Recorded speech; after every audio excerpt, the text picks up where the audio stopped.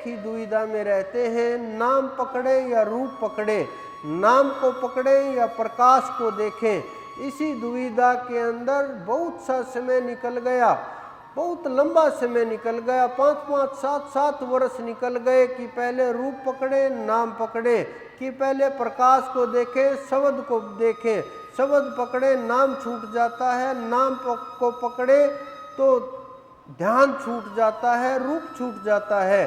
किसको पकड़ना चाहिए, किसको छोड़ना चाहिए, इसी द्वंद्व में बैठे बैठे अंदर ही बुद्धि के अंदर विचारों की लड़ाई चलती रहती है, अंदर ही खेल चलता रहता है, अपने वजूद के साथ लड़ते रहते हैं, ध्यान के साथ लड़ते रहते हैं, बुद्धि के साथ मन और बुद्धि की आपस में तर्कशीलता चलती रहती है, अपने आप ही प्रश्न उठते हैं, अपने आप ही जवाब आते हैं, ना कोई जवाब देने वाला है, ना कोई समझाने वाला, ना समझने वाला।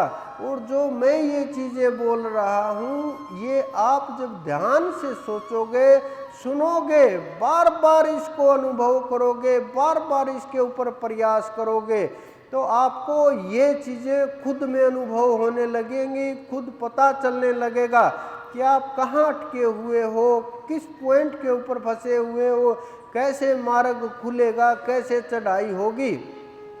ये चीज़ें जब आपको अनुभव होंगी तो आपको ये एहसास होने लगेगा। इसका बड़ी सामान्य सी चीज़ें हैं, बहुत सामान्य चीज़ें हैं, लेकिन हमने ये इतनी बड़ी बना दी कि गुरु का ध्यान करें, ईश्वर का ध्यान करें, मूर्ति का ध्यान करें, देवी देव का ध्यान करें, माता पिता का ध्यान करें, प्रकृति का ध्यान करें, अनंत अनंत प्रकार के विचार उत्पन्न होते हैं, लेकिन कहीं भी शंका का समाधान नहीं है। गुरु का ध्यान करें, वहाँ विश्वास नहीं होता, वहाँ विश्वास डामाडोल हो जाता है। कहीं कल गुरु ने कुछ ऐसी हरकत कर दी, फिर हमारा भी नाम खराब हो जाए, गुरु पूर्ण है नहीं है, क्या पता ये कैसे हैं, क्या है। अनेकों अनेक प्रकार के सवाल दिमाग में घूमते हैं, अनेकों अनेक प्रकार के विचार दिमाग में घूमते हैं, बार बार शंकाएं पैदा होती हैं।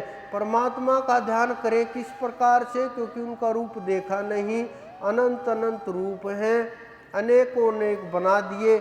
एक किसी का भी नाम लीजिए, किसी योगी का नाम लीजिए, महायोगी का नाम लीजिए, शिव जैसे योगी का नाम लीजिए, जिनका अनेकों अनेक मूर्तियाँ बना दी गई, अनेकों अनेक प्रकार के फोटो बना दिए गए, अनेकों अनेक प्रकार की रचनाएं बना दी गई। इसी प्रकार से जिनको हम श्रेष्ठ मानते हैं, विष्णु जी को ले लीजिए, उनके भी अनेकों अनेक प्रकार की मूर्तियाँ बना दी गई। किस किस का ध्यान करें, कौन सी मूर्ति जागृत है नहीं है, कौन सा रूप सही है, कौन सा नहीं है, किसकी कौन सी पुस्तक को माने, कौन सी को पढ़ें, किस ग्रंथ के को समझें, किस वाणी को समझें। इनके अनेकों प्रकार की चीज़ें दिमाग में इकट्ठी हो गई। कौन श्रेष्ठ है, कौन नहीं है, कौन समय का महापुरुष है, महापुरुष कैसे रहते हैं, कैसे वस्त्र पहनते हैं, कैसे चलते हैं, कैसे खाते पीते हैं, क्या करते हैं, क्या आचार व्यवहार है। हम लोग अपनी मर्जी से मनमाफिक जवाब सुन करके ही खुश होते हैं।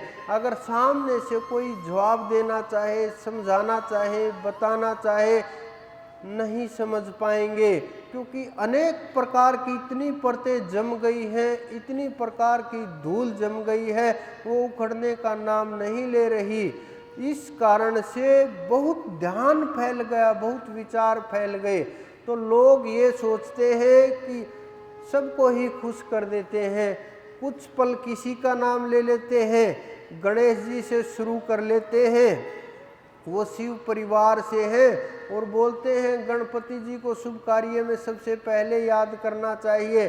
सबको याद कर करके सब देवी देवों को याद कर लेते हैं, और बाद में गुरु जी ने जो मंत्र दिया उसको थोड़ी देर याद कर लेते हैं, उनको भी प्रणाम कर लेते हैं और काम हो जाएगा।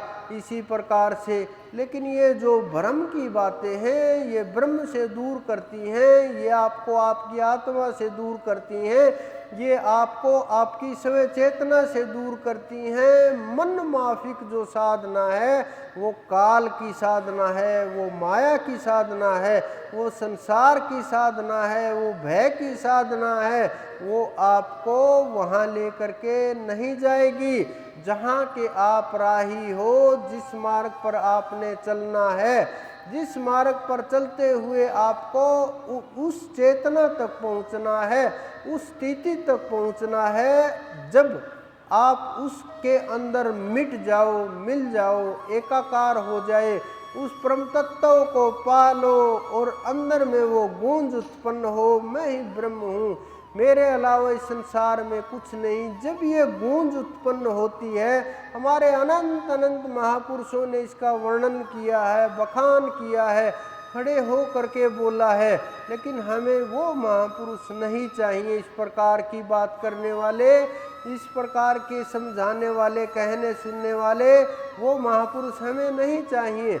हमें कौन चाहिए? हमें तो गोद लिए हुए खिलाने वाला, ना बोलने वाला, जिसने कुछ नहीं बोला, कुछ नहीं समझाया, कोई शिक्षा नहीं दी, कुछ उसकी तरफ ध्यान देने की आवश्यकता नहीं।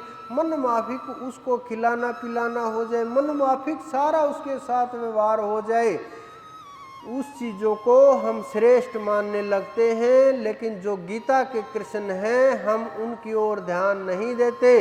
जिन्होंने ज्ञान का इतना श्रेष्ठ वर्णन किया है, उस महायोगी ने, उस पुरुष ने, उस महापुरुष ने, परम पुरुष ने, उस जागी हुई आत्मा ने, उस श्रेष्ठ ने जो वर्णन किया है गीता के अंदर, एक एक शब्द इतना गहराई से बोला है, अगर आप उसको खोजोगे आपकी आत्मा में उतर जाएगा, आपके अंदर में उतर जाएगा।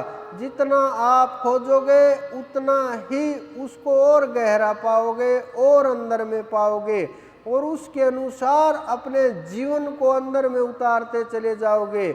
लेकिन हम उसके अनुसार ना चलते हुए मन माफिक, मन माने आचरण करते हैं। याद रखना, बिना शब्द के, बिना ज्ञान के, बिना नाम के, बिना चढ़ाई के इस संसार में जितनी भी वस्तुएं हैं, जितने भी शरीर हैं, जितनी भी माया है, जितना भी खेल है, जितना इन आँखों से देख रहे, जो नहीं देख पा रहे वो सूक्ष्म जगत भी इस यही रह जाएगा। आपको अकेले ही जाना पड़ेगा। उस समय नाम ही आपके साथी होंगे और गुरु ही आपके साथी होंगे। नाम और रूप में द्वंद्व करने की आवश्यकता नहीं है, लड़ने की आवश्यकता नहीं है। आप किसी एक को पकड़ लीजिए, दूसरा अपने आप प्रकट हो जाएगा। जब आप नाम को पकड़ोगे, रूप अपने आप प्रकट हो जाएगा, और रूप को पकड़ोगे, नाम अपने आप चलने लगेगा, शब्द अपने आप उठने लगेगा, शब्द की चढ़ाई शुरू हो जाएगी, प्रकाश अपने आप आ जाएगा। एक को पकड़ो, दूसरा अपने आप आ जाएगा। जिस प्रकार से आप किसी भी नाम को पुकारो, वो व्यक्ति आ जाता है, उसका रूप अपने आप सामने बन जाता है। उसी प्रकार से अगर वो व्यक्ति सामने हो तो नाम ना भी लोगे तो उसका रूप आपके सामने रहेगा, और नाम लोगे तो वो स्वयं बोलेगा। तो उसी प्रकार से हमें ये समझना है, नाम और रूप दो वस्तुएं नहीं है, एक ही वस्तु है, एक ही चीज है, जिससे आपकी चढ़ाई होगी, जिससे आपको मार्ग मिलेगा, जिससे आप वहाँ तक पहुँच पाएंगे, सार तत्व को पहचान पाएंगे। और उसके बिना ये जीवन भी अधूरा है, मार्ग भी अधूरे हैं, चढ़ाई भी अधूरी है, संसार भी अधूरा है। और उसके बिना भटकना और जीवन में ऐसे ही आना, ऐसे ही चले जाना।